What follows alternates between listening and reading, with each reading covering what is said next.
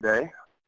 Wanted to first call your attention to the chat pod questions. It looks like folks are answering those. I wanted to especially call your attention to the one on the bottom right that asks for the name of your organization. We are trying to because we're dealing with different networks from the different core partners and different funding streams in this RFA, we do want to ask that you type in the name of your organization just so we can kind of track who folks are that are viewing the webinar, who might apply, and just kind of see where the response is coming from so that we can continuously improve this process as we hopefully do this RFA process more than once for career pathways. As soon as it seems like folks are answering questions now, so I guess we can go ahead and jump in, but I'll just wait for a second and kind of tell you what we plan on doing today. This is our fourth webinar. We have done 3 of these already. The first one was focused primarily on reviewing the RFA kind of step by step, talking about the application. The next 2, which we did earlier this week, have been a little bit lighter on the RFA and the process and a little bit heavier on the frequently asked questions. I am planning on walking through the materials that cover the RFA and the application first today.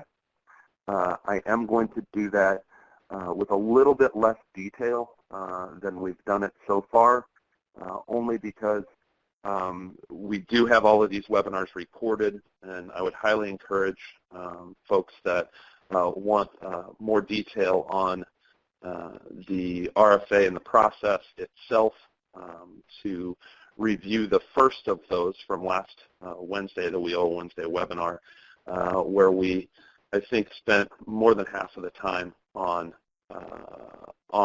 the RFA. Today, I want to make sure that we're getting into the questions that have bubbled up over the last few weeks since we released the RFA, because at this point we kind of feel like, folks know about the RFA, folks know that the RFA is out there. They have seen the information and are looking for additional information to figure out what their applications are going to look like. So we want to make sure that we get into the FAQ. So with that, Lacey, I'll go ahead and walk through the presentation.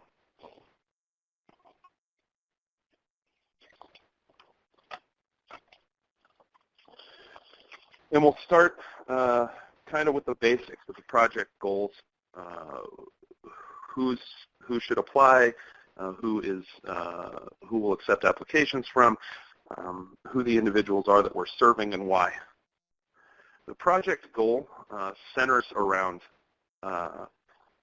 a couple of things. One, the overall implementation of WIOA and WIOA's intention to align services among all the core partners that administer WIOA. Those core partners are the Illinois Department of Commerce, the Illinois Community College Board, the Illinois Department of Employment Security, and the Illinois Department of Human Services Division of Rehabilitation Services. So each one of those agencies administers a title of the overall WIOA law. We are all partnering in reviewing applications for this webinar, for this RFA. We're all going to participate in the awards process. We have multiple funding streams behind this RFA, and really the whole point of it is to start driving youth services towards an aligned front, towards an aligned process, so that we make sure that we're taking advantage of all the resources that we have that exist in the system. Typical grants will be funded for 12 to 18 months, and those applications are due May 2nd. Sneak it up on us pretty quick here. The applications received after the due date will only be reviewed if there are funds remaining after the timely applications are reviewed and awarded. Grant awards have a soft cap of $500,000. It would have to be a pretty big and pretty elaborate project for us to go over that amount.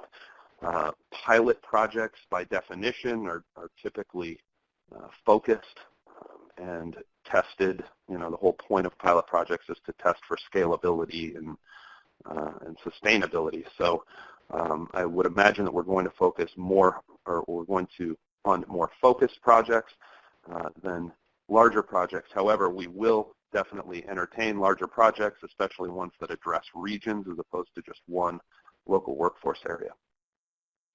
Blending and braiding of funds is required. There does have to be a mix of public and private funding that goes into this, specifically from business partners. So the whole point of what we're trying to do here is to get youth into careers, get youth on a career track, and specifically in a demand industry. And so that's why we need those business partners behind your application. To review guiding principles, the guiding principles of the RFA are those that were boiled down by the Illinois Workforce Innovation Board's Youth Task Force, which ran approximately a year and a half leading up to this February. It was created in December of 2014, and we pulled together stakeholders from the business community, from the various state agencies, from the workforce system,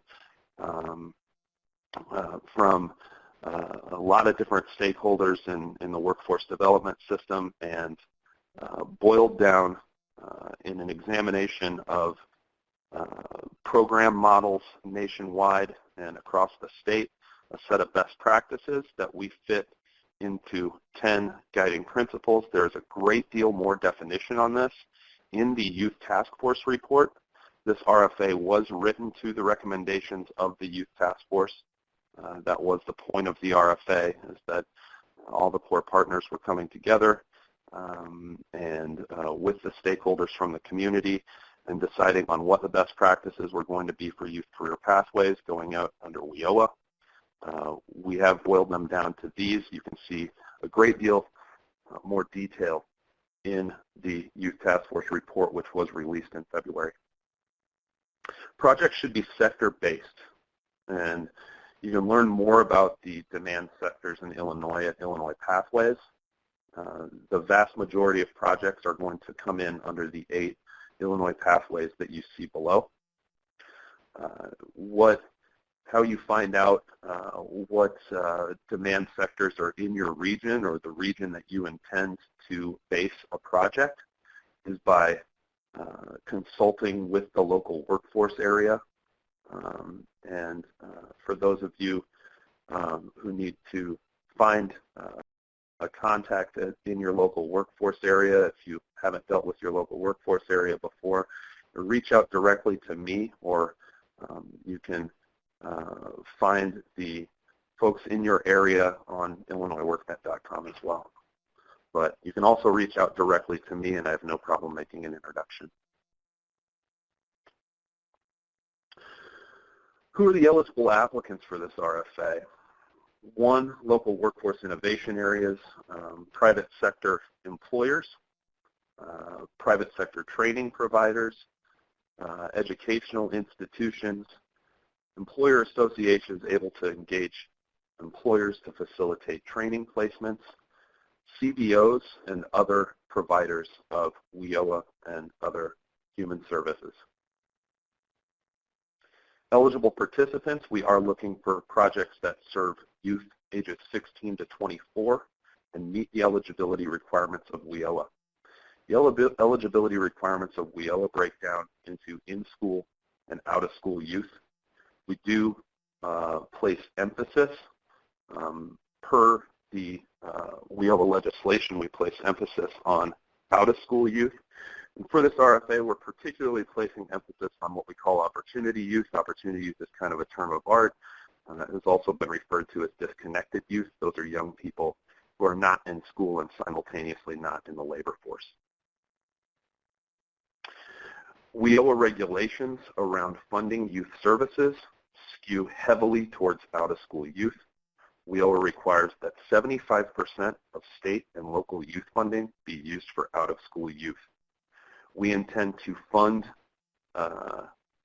RFA projects. We intend to fund applications that come in under this RFA per those guidelines, meaning that we will use at least 75% of the WIOA Title I funds under this RFA to serve out-of-school youth. 25% at maximum will be used to address in-school youth. In-school youth will be addressed under the RFA. You just have to realize that it's a smaller pot of money. If you are serving individuals from another priority population that hits one of the other funding streams, for instance, if you're serving individuals or youth with disabilities in the age range of 16 to 24, you may be able to find more funding there. There is an addendum to the RFA on the website, Youth 2016, and we'll talk about a little bit about DRS's participation. And DRS is going to provide additional funding for projects that serve youth with disabilities, and that funding may have different restrictions.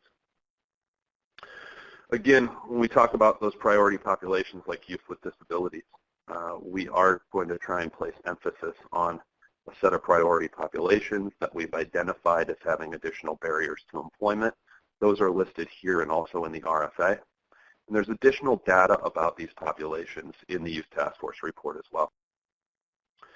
When we talk about program models, program criteria, again, you're going to see that this lines right up with the guiding vision of the RFA, which hews to the criteria that were listed by the task force as being best practices for youth career pathways programs.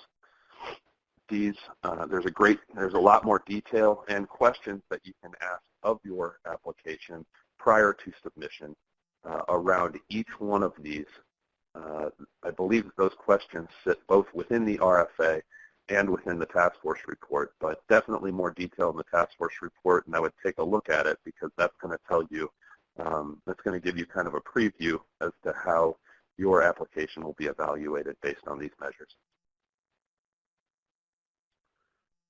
Program criteria, we want to make sure that these applications are supporting regional WIOA planning. We've gone through a many-phase process in the implementation of WIOA, but two of the larger benchmarks that we have are, one, the development of the Unified State Plan, where all of the core agencies that I talked about earlier came together and put together a 4-year plan for WIOA implementation. Now, the regions defined by the governor's economic development regions in the state, of which there are 10, the regions are coming together and putting together regional plans. They're looking at data around demand sectors. They're looking at their priority populations that exist in their area. And based on all that data, they're developing a plan for services going forward. We want to make sure that the projects that we fund are in support of the goals that they're laying out in their regional planning. We want to make sure that that we are supporting the development of those regional plans, and that we're funding projects that the local areas and the regions are going to want to sustain.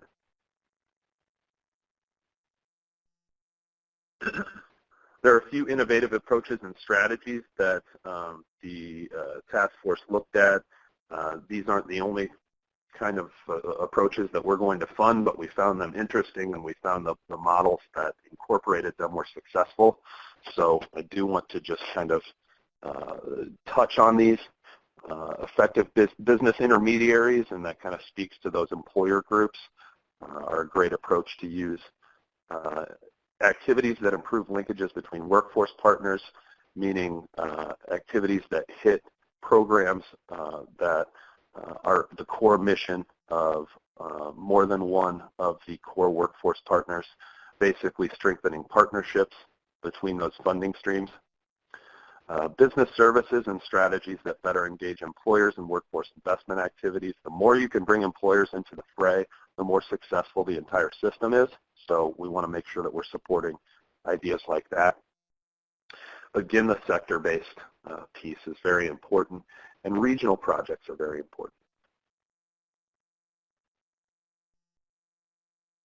Full inclusion models, I just want to touch on this briefly, but speaking directly to youth with disabilities, Illinois is an employment first state, and for those of you who aren't aware of the employment first movement, it's basically a set of principles that individuals with disabilities should be, when they're going through the planning for services, that are going to support them, that employment should be at the top of the list, and not just employment, but integrated employment where they're integrated into the general workforce that's at a competitive wage. So full inclusion models speak to that. Those are programs that fully integrate youth with disabilities into the general classrooms and the general workforces. So we're looking to make sure, and that kind of speaks to the partnership between specifically DRS and the rest of the system.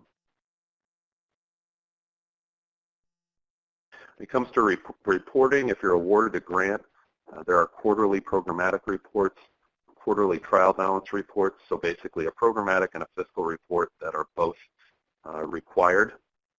WIOA registrant information, obviously the case management piece will be a high priority. These are federal funds, and we do have to adhere to the regulations as far as case management goes.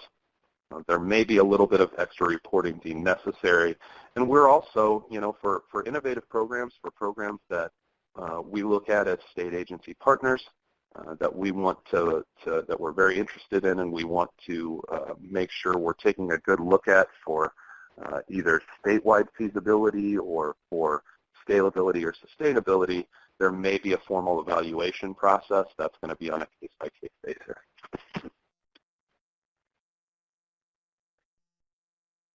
As far as memoranda of understanding goes, there's a few places where MOUs are mentioned in the RFA.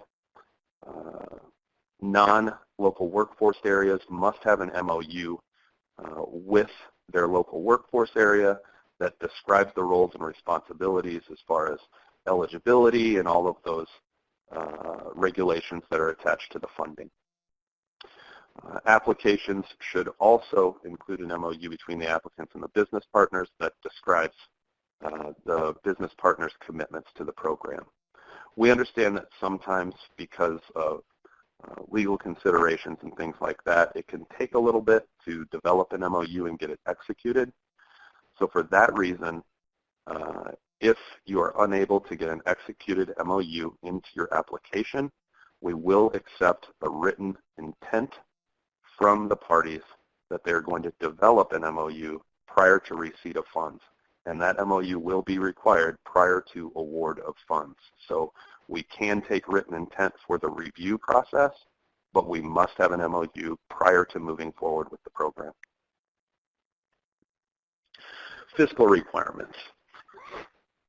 You want to make sure that the costs that you're putting into this application are necessary and reasonable, and that they're connected to the project. You want to make sure that the funding for the activities, that you realize that it's coming from federal funds and that they're subject to all the federal regulations that are attached to those funds. There are kind of three buckets here, and those are the grant funds that we award, and then the matching funds and the leveraged funds that we talked about for co-investment. What are we talking about when we talk about reasonable costs? You want to make sure that you're paying fair market prices. You want to make sure that you're acting with prudence and that there's no significant deviation from established and reasonable prices, and that you're following sound business practices. There are regulations referenced on this page that you can check out for more detail on that. Make sure that you've got a cup of coffee with you before you start reading fiscal regulations, so I'll let you know that. Practical aspects of what is necessary. What do we mean by necessary?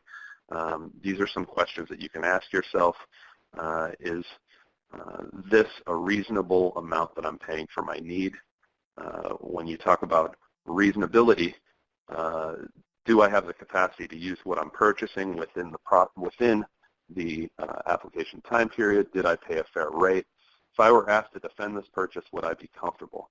A little rule of thumb that we like to pop in here whenever we do these RFA webinars is, if this purchase for your program showed up in the newspaper, would you be comfortable with that? What do we mean by matching and leveraged funds? There are a few details here. We'll get deeper into this in the FAQ section, and it's basically going to be nearly the same definitions when we get back there to the FAQ. So I'll just lay this out here and kind of talk about the headers a little bit. But matching funds are basically the portion of the project costs that are not paid by federal funds that meet a certain list of conditions. Those conditions are listed right there, and you should just kind of pull this slide and keep it with you when you're doing your budget narrative and talking about what's match and what's leverage. Leverage funds are all the resources basically that fit the same description but do not rise to the level of the bullets below. So leveraged funds are basically matching funds that do not meet the matching fund requirements. How will you get paid for the grant? WIOA is a reimbursement-based program, so we do reimburse you as you progress throughout your project based on the outcomes and the activities that you're performing. So those reimbursements will be prorated based on the grantee meeting established performance factors, as it says there. And one of the questions that we've gotten a little bit is whether or not we can do upfront costs, and we'll talk about that in the FAQ as well. When it comes to performance, what do we mean by the performance that you'll be judged on? I pulled out the section in the application for performance measures. We listed the performance measures that are most important to us. These are the ones that hew to the regulations behind the funds that we are putting into this RFA. Now, it's quite possible that you have a very innovative program that's outside of the box for what we do, and we may want to fund it. If there are additional performance measures that attach to that program that you would like to volunteer here, please feel free to do so. And please indicate all of these that apply. It may be that your project isn't serving anybody with disabilities, and that's fine. We just want to make sure that if you hit any of these performance measures in your program, that you make sure that you volunteer what you intend to hit. How will monitoring work? Monitoring is broken into two pieces, kind of a before and an after. If you've never had a grant from the Department of Commerce, if we don't have a grant history by which to judge whether or not you have the capacity to carry out your project, there will be a pre-award survey, and what that basically means is that our monitors, our fiscal folks, will take a look at your organization and ask for a description of your fiscal practices and your staffing and things like that. What we want to make sure to do is that we're not setting you up to fail, that there is capacity within your organization to carry out the scope that you're volunteering. When it comes to monitoring, you do have to have an open door policy for programmatic monitoring. We do require that. It's not like we're going to show up at your door, though, unannounced. We will announce when we're going to monitor and make those arrangements with you to make sure that you're available to answer questions and things like that. But we do have to do monitoring programmatically, as I'm sure you're all used to. These are federal funds, and with that comes the regulations attached.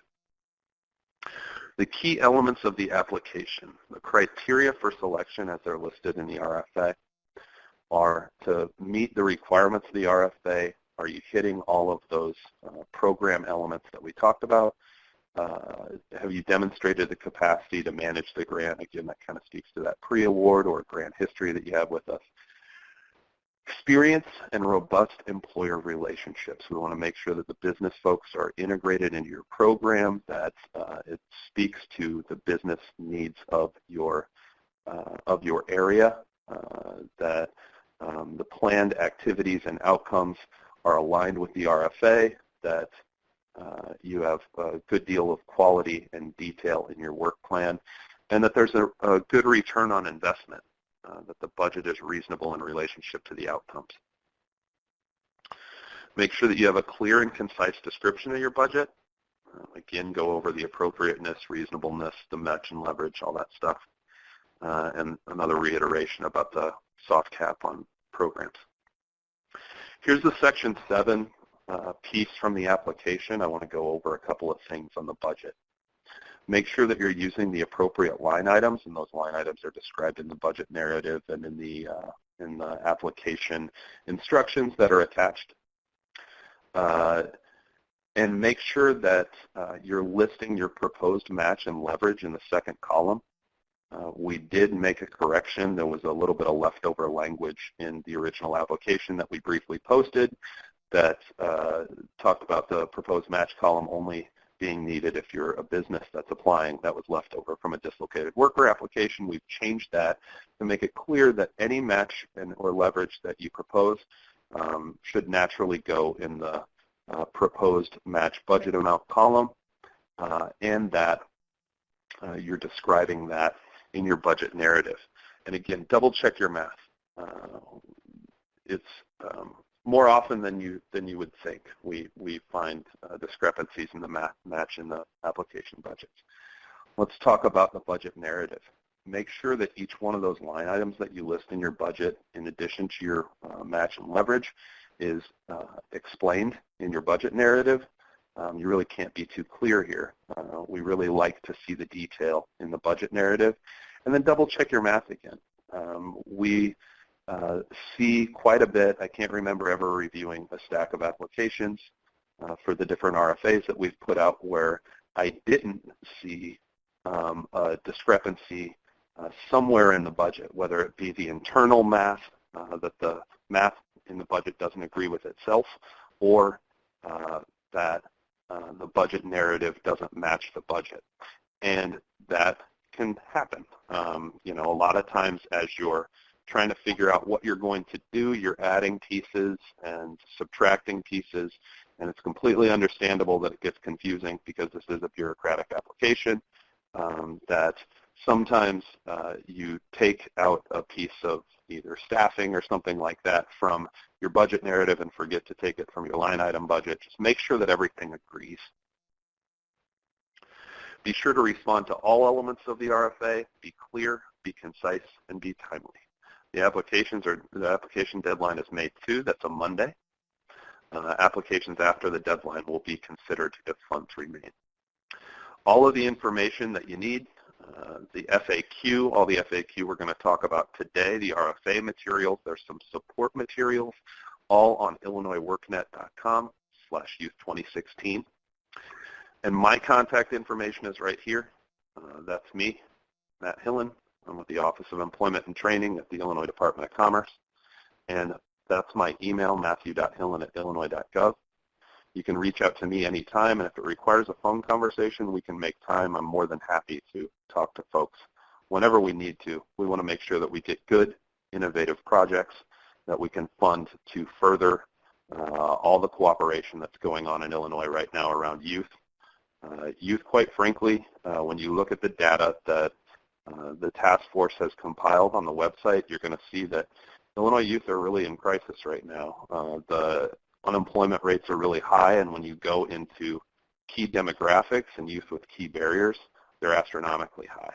So we want to do everything that we can to address that, and we want to do it in a way that we're going to make a long-term difference, that we're going to get business involved, and that we're going to enmesh a set of services into our system that's going to stick and make a long-term difference and start pipelining youth in and get those rates up. So let's talk about the FAQ that we've seen so far. You can post additional questions at the website. There's an FAQ. There's a big FAQ box on the right-hand side of the website that you can click on. I generally try and answer those on the day that they're submitted.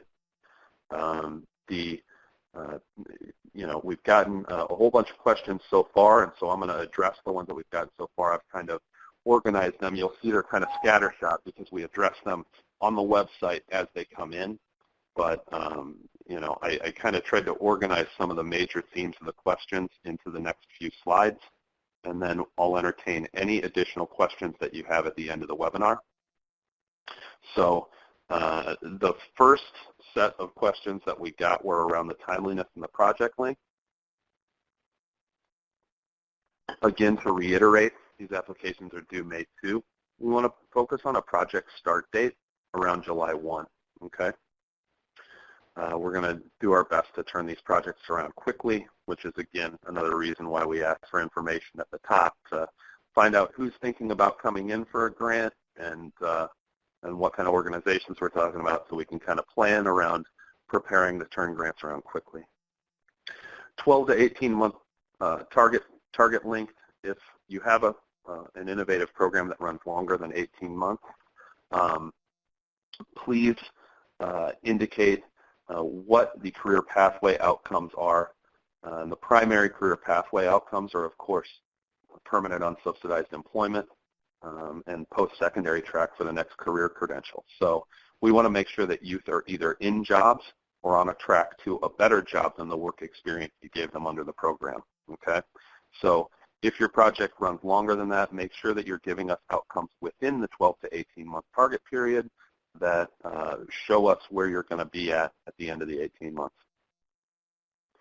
Make sure that your scopes are targeted. And what I mean by that is target them to regions or local areas. Make sure that you're not putting in for a statewide project because the level of coordination that we're asking from the LWIAs is quite frankly not feasible for you to do statewide. Like I talked about at the top, pilot programs are by definition focused. They are focused, and we pilot them. We pilot these experimental programs so that we can figure out what is scalable, what we can roll out statewide. If it's working that well, we're going to want to continue to work with folks to make sure that the projects are being funded and that they're scalable. Make sure that when you're dealing with your business partners that you do get an MOU. I talked about this a little bit at the top as well. We will accept written intent to develop an MOU, but MOUs are required prior to receipt of funds. If you've ever dealt with WIA or WIOA on-the-job training, that's a good basis for what business MOU can look like. High demand, higher skill. What does that mean? You need to consult with your local workforce areas to talk about what kind of data they're looking at as far as their, and they'll be able to list them right off for you, what the key sectors are in their region because they've been looking at this for a long time, and they're deep into the process of the development of their regional plans right now. So targeted sectors that in your project should align with those targeted sectors that they feel are the most important to their workforce in their area in the future. When it comes to work-based learning, these are things like on-the-job training, paid work experience, internships, and apprenticeships. I want to make a point about internships. If you have an internship component to your project, there should be in your work plan a plan for placement in a similar job to that internship. You need to make sure that that youth are on track to gain permanent employment in the sectors and in the field that your project concentrates on. There's a 20% requirement under WIOA. I talked about the 75-25 out-of-school, in-school split. I want to also talk briefly because we did get questions as to whether or not these funds need to hew to the 20% work experience requirement under WIOA. And for those of you who are unfamiliar, WIOA does require that youth funds, in the same way that it requires 75% to be spent on out-of-school youth, it requires 20% to be spent on work experience. We feel that any applications that we fund will definitely meet or exceed that bar. which is why we didn't make special emphasis on it in the RFA. We are looking for projects that concentrate on career pathways, that have business engagement, and that have work-based learning. That's always going to be a big component. Your work-based, if your project isn't more than 20% focused on those things, then it's probably not a project we're going to fund. We talk about credentials. We do ask that credentials that you're seeking in training, that you're putting out as something for youth to acquire during the training, that you name those in your project plans. We also want to make sure that those credentials are industry recognized, that those are credentials that are going to be of value to the youth in that industry, whether or not they stay in the job that you place them in. We're looking for long-term impact on these youth careers. That may or may not come with college credit, depending on the kind of program that you put forward. College credit's encouraged when you can. We'd like to see you working with the community colleges that are in our system and doing great work around workforce development. If you have a project that isn't a fit for that, it doesn't mean that we're not going to fund it. You just have to show us that those credentials are in demand and that they're stackable, meaning that there is a logical line of career credentials that leads to higher paying jobs in the future in the same industry, so that there's a path for youth to continue to acquire more credentials that are going to build on the ones that you're giving them. Again, we're looking for long-term impact. We want to make sure that you have a plan for continuous improvement. We've received some questions about what that means. So we've listed a bunch of questions that you should ask. There's a little bit of talk about this in the youth task force report as well. But continuous improvement is very important because it basically makes sustainability a logical step. You want to, when you're talking about continuous improvement, you want to see what whatever your time measure is, whether it's a cohort, whether it's a timeline year over year. You want to make sure that you're looking at the data that you're producing in your project, and that you've got a plan to act on that data, and that data speaks to your business partners' bottom lines. So you want to make sure that if your employer, say for instance, has trouble filling, or has trouble finding individuals to get into jobs, and you have a plan to get individuals credentialed and get them into that demand occupation, that you are making it easier for them, that you're making it easier for them, and you're engaging them around what data you should be looking at to improve that, improve their interview to hire ratio, improve their hit ratio on individuals that stick and retain with the company, those types of things. If you're looking at that stuff, we know you're serious about sustaining this program. A few sections of the application that we've gotten several questions about. Section 4B, activities and outcomes. We want to make sure that these activities are grantee level activities. We got a few questions about whether or not we should put it that applicants should be entering all the activities that youth will do in the course of a day in the program, basically step by step through the curriculum. That's not what we're looking for. We're looking for more general grantee level outcomes, or grantee level activities that speak to the outcomes. So that may be X number of youth began X curriculum, okay?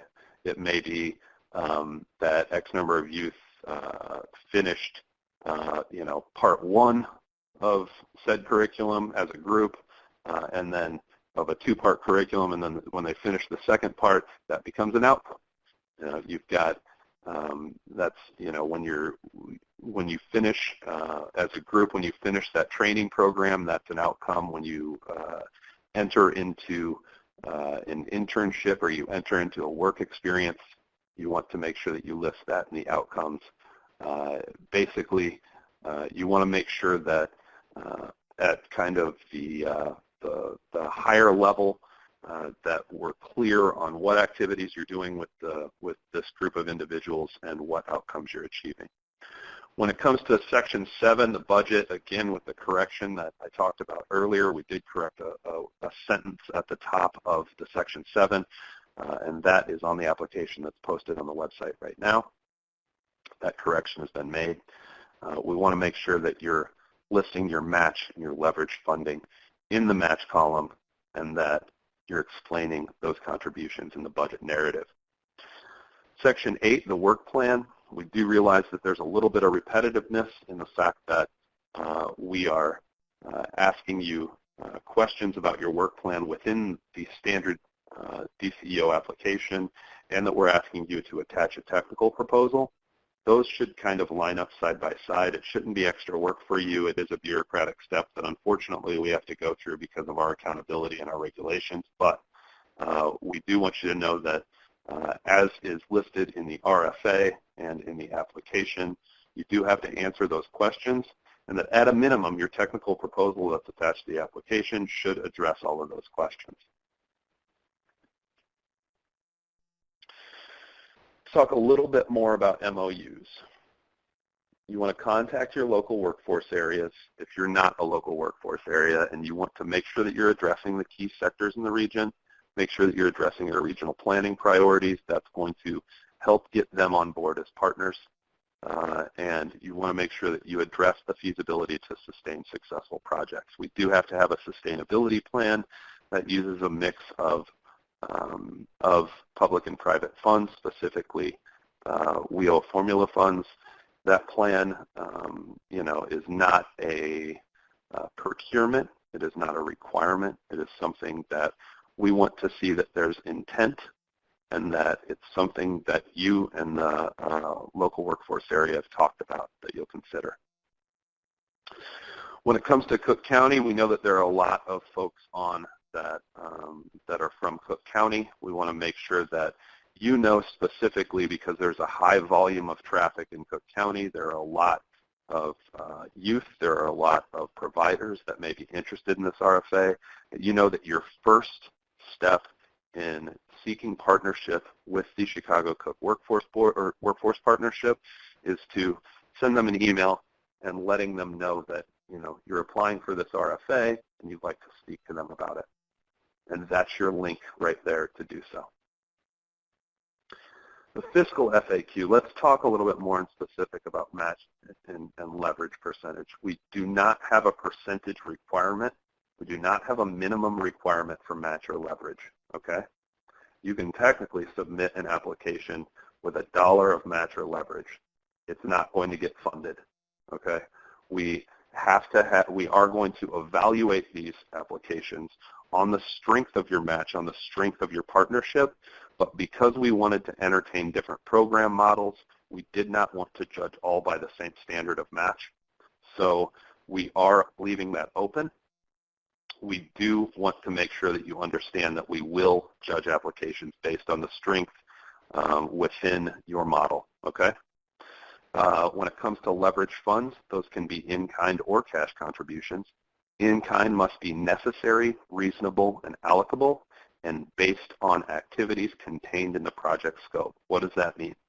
It means basically that if you're getting in-kind and that's your leveraged contribution, that it has to be something that's specific to this program.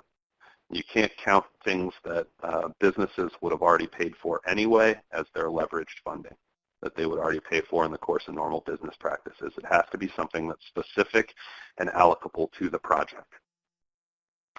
Leverage funds that are in kind or in cash have to be verifiable in recipient records, meaning we have to be able to trace them back in our monitoring.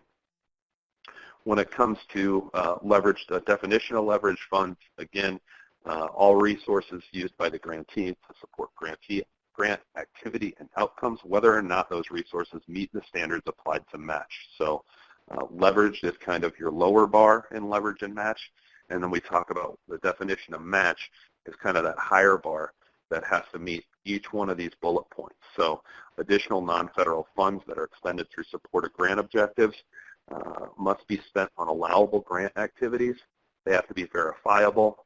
They have to not be used to support, they have to not be used to support another federally funded program and not paid with federal funds. They have to be necessary, reasonable, and allowable under the cost principles. They have to be provided for in approved budget and allowable under the grant, meaning it has to meet all of the regulations that we have. They have to conform to other applicable uniform guidance provisions, which is the note that I put out there earlier. There is a link to the uniform guidance on the website as well. Those of you who are, WIOA providers or local workforce areas may already know that stuff. What are non-federal cash expenditures and non-federal in-kind expenditures? Again, non-federal cash expenditures are those funds or services provided or paid for by receipt of or subrecipient from non-federal funds. They are allowable under the grant as third-party contributions to the recipient that are spent by the recipient on allowable costs. Again, it's basically making sure that you're lining up with that allowable and reasonable rule. And non-federal in-kind expenditures are basically those that that don't meet that bar, so products-based services provided by third party. A couple of questions that we got specifically about allowable costs. We will not pay for profit under this RFA. However, we will pay indirect costs, so that's something that you can enter into your budget as well. As far as startup funds go, this one is one that we have to kind of explain. Because we do have regulations around being a reimbursement-based program. WIOA is reimbursement-based.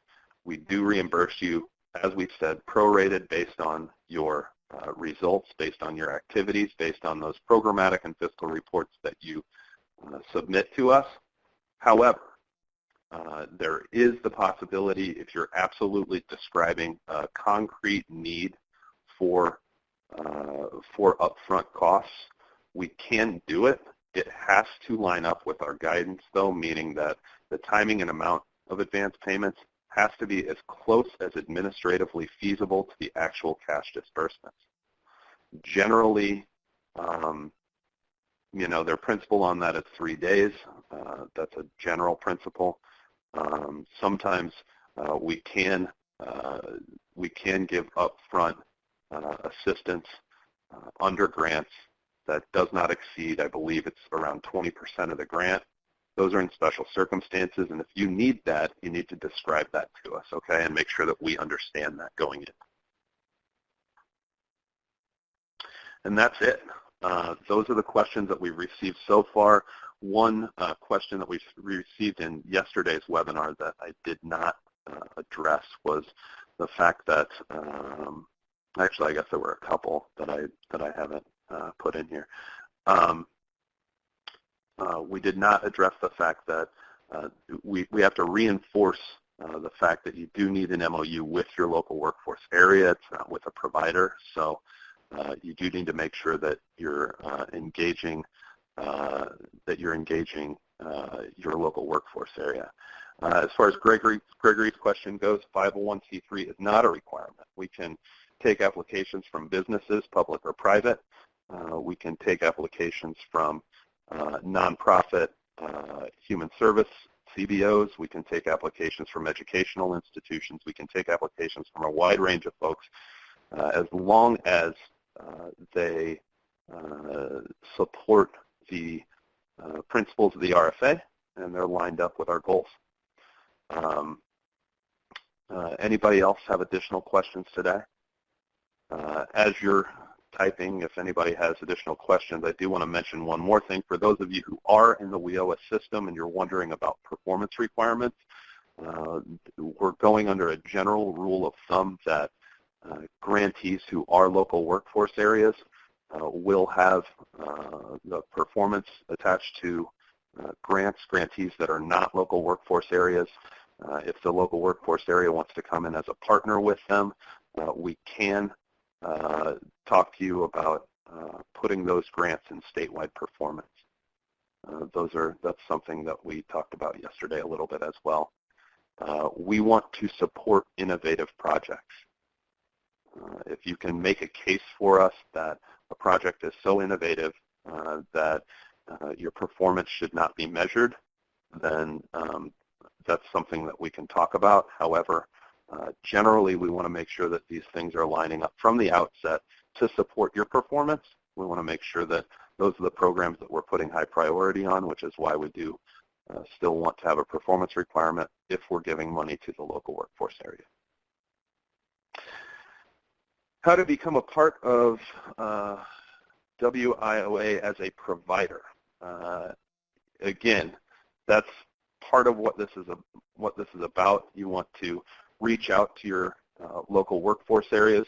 Gregory, if you want to let me know where you are, and I can let you know who the best person to contact is, just send me an email so that I know how to get a hold of you. My email is in the slides. I can flip back there to it so that you know where I'm at. And send me an email and I'll hook you up with a contact in your local workforce area and you can start talking about that.